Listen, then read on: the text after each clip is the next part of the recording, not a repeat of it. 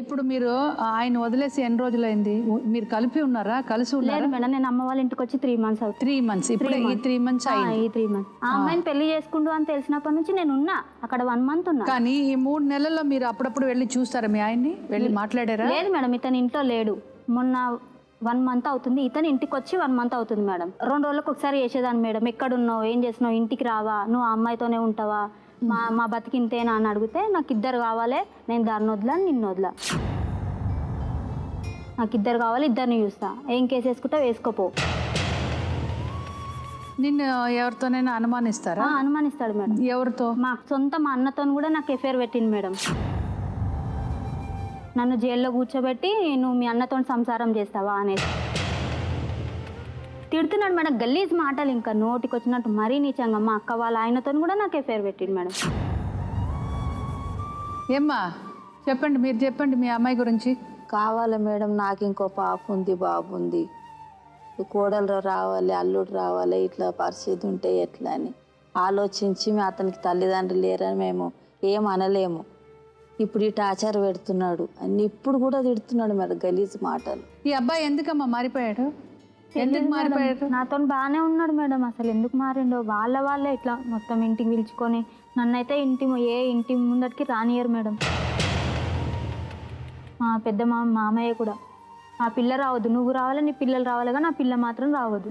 అది ఎలాగా? అడిగాను మేడం, అడిగితే నేను తీసుకెళ్తానులే అని ఇట్లా నమ్మించి, సరేలే నువ్వు ఒక్కరిని తిరిగినా సరే, నేను తిరగకపోయినా సరే, కానీ ఇలాంటి పనులు మాత్రం చేయక అని చెప్పిన మేడం. నేను హార్ట్ మీద అమ్మాయి పేరు రాయించుకున్నాను. హార్ట్ మీద ఎప్పుడు వేసుకున్నారు? హార్ట్ మీద మాల వేసిండు మేడం. ఇతను మాల వేసినప్పుడు శబరికి వెళ్ళిండు, శబరికి రిటర్న్ అయ్యేటప్పుడు అమ్మాయి పేరు రాయించుకొని వచ్చిండు. తర్వాత నాకు వేరే వాళ్ళు చెప్పారు, చెప్తే నేను నిజమే అనేసి ఒకసారి స్నానం చేస్తుంటే చూశాను మేడం.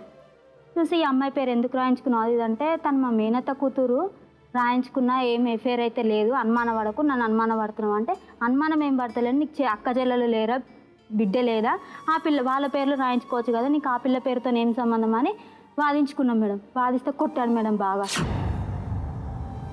గొంతు బట్టి ఇట్లా లేపాడు మేడం. గోడ కొత్తితే 3 days నాకు అన్నం కూడా తినడానికి రాలేదు మేడం. ఇక అది తీసినప్పుడల్లా ఏదో ఒక డైవర్ట్ చేస్తాడు, కొడతాడు మేడం. అమ్మాయితో పరిచయం ఉందా? లేదు మేడం, నేను అసలు ఆ అమ్మాయిని చూడడం కూడా ఫస్ట్ టైమే. మేనత్త కూతురు అంటావు, మరి చూడలేదంట? నేను ఎక్కడ దావత్లకు తిప్పలేరు మేడం. మా అత్తయ్య వాళ్ళు ఇట్లా ఎప్పుడు మా అత్తయ్య తీసుకెళ్తే మా మామయ్య తిట్టేవాడంట, ఆ పిల్లని వేసుకొని నువ్వు ఎందుకు తిరుగుతున్నావు అనేసి. ఇంకేముంది ఆయన చెడ్డ అలవాట? చెడ్డ అలవాటు అయితే ఏం లేదు మేడం. ఇదే ఈ అమ్మాయితో ఎఫ్ఐఆర్ పెట్టుకోవడం, నన్ను టార్చర్ పెట్టడం, కొట్టడం, గలీజ్ మాటలు మాట్లాడడం. నాకు ఒక మెమొరీ కార్డ్ దొరికింది మేడం, అప్పటి నుంచి నేను అనుమానపడ్డా. ఇక తను నిజంగానే ఏముంది ఆ మెమరీ కార్డ్? ఫొటోస్ ఉన్నాయి మేడం.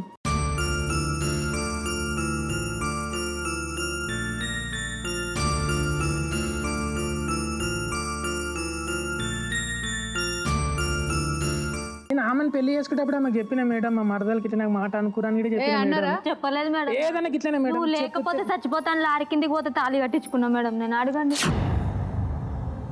ఆ అమ్మాయి మాత్రం వద్దు మేడం, అస్సలు వద్దు మేడం. నా లైఫ్ మొత్తం నాశనం అవుతుంది ఆ అమ్మాయి. అమ్మాయి వద్దు మేడం, నాకు న్యాయం చేయండి. నా పిల్లలు 2 ఆడపిల్లలు మేడం, ఆ పిల్లల మొహం అన్నా చూడండి మేడం.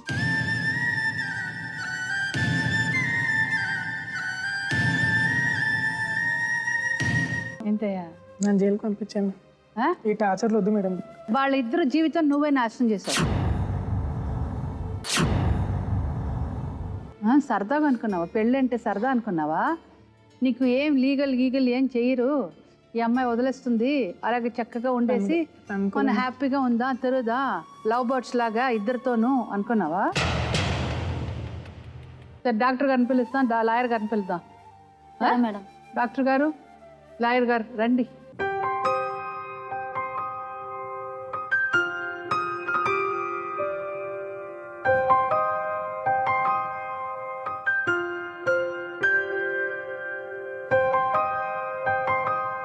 సార్ చెప్పండి.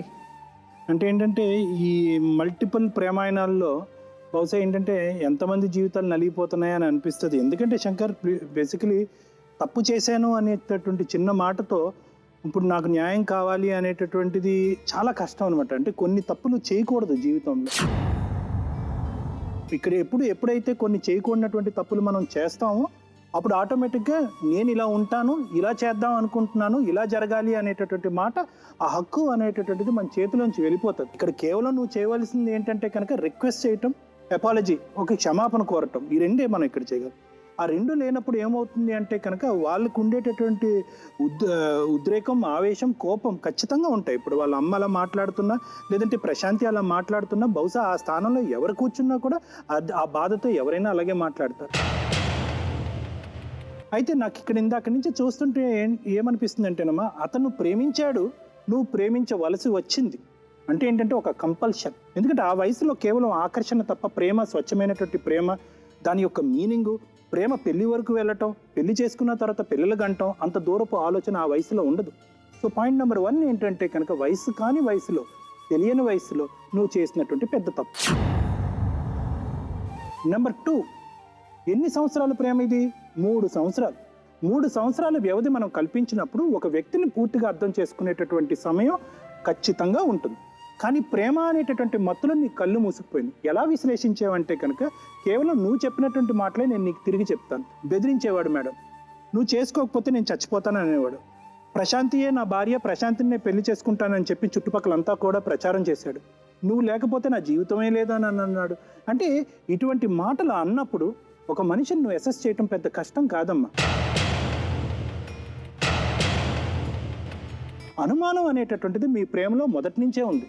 సో దానివల్ల ఏమైంది అంటే కనుక ఈ మనిషి మీద నీకు పూర్తి స్థాయి నమ్మకం లేదు. అంటే ఇతను భర్తగా వచ్చి నన్ను బాగా చూసుకుంటాడా, రేపొద్దున నా గ్రిప్లోంచి పారిపోయి ఇంకో అమ్మాయిని చేసుకుంటాడేమో అనేటటువంటి భయం అనేది నీకు పెళ్లి మొదటి నుంచి ఉంది.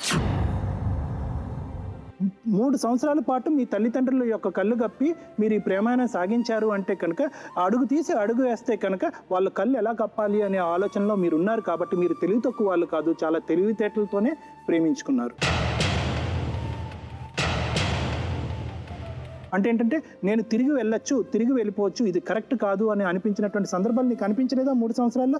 ఈ పెళ్లి కరెక్ట్ కాదు, ఈ మనిషి కరెక్ట్ కాదు, నేను చేస్తున్నటువంటి పని కరెక్ట్ కాదు, నా తల్లిదండ్రులు నేను అన్యాయం చేస్తున్నటువంటి పద్ధతి కరెక్ట్ కాదు అని చెప్పి నీకు ఎన్నో సందర్భాలు అనిపించిందా?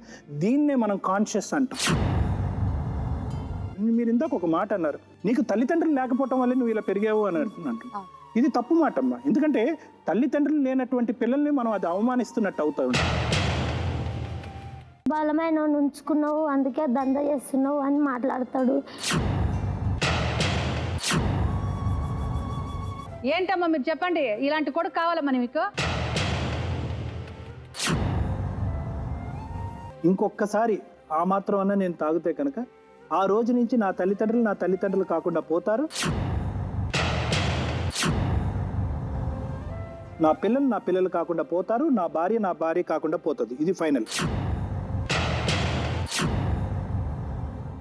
ఎప్పుడన్నా తెచ్చినావా? పండుగల కానీ దేనికే కానీ వాళ్ళమ్మ నాయన వచ్చినా కానీ ఏదన్నా తెచ్చిపెట్టిండా? ఇంట్లో బియ్యం ఉన్న అమ్ముకుంటాడు,